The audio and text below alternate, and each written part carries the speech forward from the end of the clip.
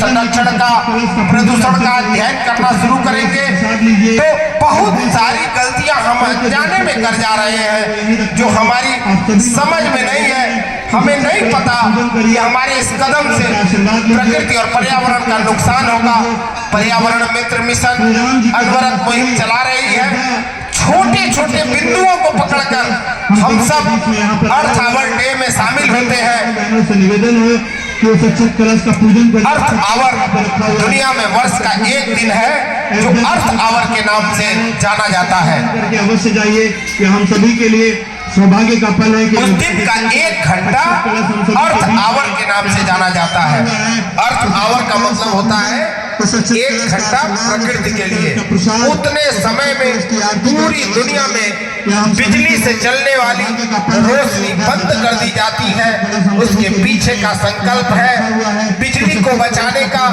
तो हमें ये लगता है कि अगर हमारे पास पैसा पर्याप्त खर्च करने के लिए है तो हम क्यों बिजली बचाएं? नहीं मित्रों, ऐसा नहीं है। कलश का प्रसाद और आपको जान के हैरत होगी दुनिया की 98% जो बिजली है वो कोयले से बनाई जाती है। 98% बिजली कोयले से। पंचक्कियों का जो पंचक्कियां चलती है और उसके साथ साथ परमाणु बिजली घर का, इसकी पूरी दुनिया में जो भूमिका है बिजली बनाने में मात्र 2% है। शेष 98% जो बिजली का निर्माण होता है। माताओं बहनों को निवेदन है कि अक्षत कलश यहाँ पे रखा हुआ है, उसका आशीर्वाद और प्रसाद लेकर के अवश्य 98% बिजली चलकर जो कोयले से बनती है में यहाँ पर रखा गया है। कोयले से बिजली बनेगी। आशीर्वाद बिजली की खपत अनवरत बढ़ती जा रही है। यानी बिजली की खपत को हम से चलकर उद्योगों में नहीं घटा सकते क्योंकि विकास रुक जाएगा। कलश को स्पर्श करिए। हम घटा कहाँ सकते हैं? हम अपने घरेलू जीवन में बिजली की खपत को घटा सकते हैं। कैसे घटा सकते हैं? प्रतिदिन एक चीज का अगर हम संकल्प ले लें कि 1 यूनिट बिजली प्रतिदिन बचाएंगे तो हम बाथरूम से बाहर आते हैं। यहाँ पर रखा गया है, उस अक्षत कलश का पूजन अर्चन करिए। आप सब बल्ब बुझा दे। बहनों से रात में अक्षत कलश कमरे का बल्ब बुझाकर सोए। कलश का पूजन बरामदे अथवा गलियारे का बल्ब बुझा दे। हो सके तो 60 वाट 100 वाट या एलईडी के बल्ब को हटाकर 0 वाट कर दे। यानी अगर हम इस बात के लिए संकल्पित हो जाए कि हम प्रतिदिन 1 यूनिट बिजली बचाएंगे, अगर हम केवल ऐसा करने लगे तो बिजली बचाए पर्यावरण बचाए की मुहिम सफल हो जाएगी। क्योंकि हमें पता नहीं है पूजन अर्चन करके कि बिजली के बचाने से, बिजली के संरक्षण से कैसे पर्यावरण का संरक्षण होगा। अगर 1 यूनिट बिजली हम बचा ले तो 30 दिन में हम 30 यूनिट बिजली बचा सकते हैं और 12 महीने में यानी 1 वर्ष में 360 यूनिट बिजली बचा सकते हैं।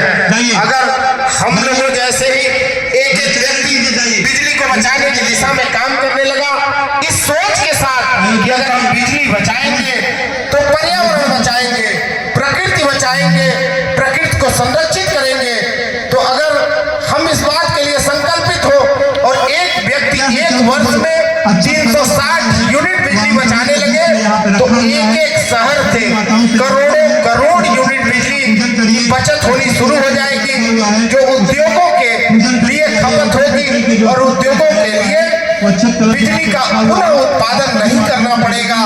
यानी कार्बन उत्सर्जन जो होता है जिसके कारण धरती लगातार गर्म होती जा रही है, जिसे हम ग्लोबल वार्मिंग कहते हैं, कार्बन उत्सर्जन में 40% दुनिया की हिस्सेदारी रखा हुआ है। आप सभी विद्युत निर्माण की है, 40% हिस्सेदारी। इसके साथ साथ को स्पर्श करिए, उसका पूजन करके अवश्य बिना सोचे विचारे आंधी चल पड़ी है। अक्षत कलश सब अपने घर में 2-2 3-3 4-4 गाड़ियां रखने लगे हैं। एक बार भी हम विचार नहीं करते कि इन गाड़ियों को हम कलश का आशीर्वाद लेकर के अवश्य जाइए। जितना इसका कम से कम प्रयोग करेंगे उतना ही कम से कम कार्बन जलेगा और उतनी ही कम ग्रीन हाउस गैसें उत्सर्जित होंगी जो आसमान में जाकर बहुत बड़े पैमाने पर जिसकी परत मोटी होती जा रही है। ग्रीन हाउस गैसें ही मुख्य रूप से ग्लोबल वार्मिंग के लिए जिम्मेदार है, धरती को गर्म करने के लिए जिम्मेदार है। और धरती गर्म होगी तो कितने कितने भयावह दुष्परिणाम सामने आएंगे। धरती गर्म होगी तो सबसे बड़ा जो संकट और आ चुका है वो संकट दुनिया के सामने, जिसे हम क्लाइमेट चेंज के नाम से जानते हैं, यानी जलवायु परिवर्तन। जलवायु परिवर्तन एक भयावह खतरा है मानव सभ्यता के सामने, जो हमारे समक्ष जिसका पदार्पण हो चुका है। अब आप देखिए, बरसात पूरी गुजर जाती है, पानी नहीं बरसता, ये जलवायु परिवर्तन है।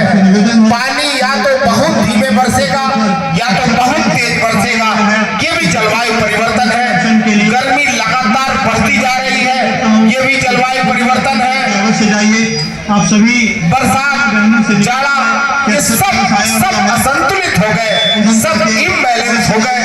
इनके संतुलन की आवश्यकता है, क्योंकि अब देखें एक एक चीजों का जो नुकसान है वो एक एक हजार चीजों को तबाह कर रहा है। यानी जलवायु परिवर्तन हुआ तो अब दुनिया के सामने दो बड़े संकट खड़े हो गए, जो सुरसा के मुंह की तरह मुंह फैलाकर, मुंह बाकर और सबको अपने लपेटे में ले लेंगे। वो दो कौन सी समस्याएं हैं? एक तो खाद्यान्न का संकट, क्योंकि विज्ञान ने चाहे लाख प्रगति कर ली हो, लेकिन उसके बाद भी आज भी पूरी दुनिया की कृषि का जो बहुसंख्य हिस्सा है वो प्रकृति पर निर्भर है। अगर जाड़ा ठीक ठाक नहीं पड़ा तो गेहूं की फसल नहीं तैयार हो पाएगी।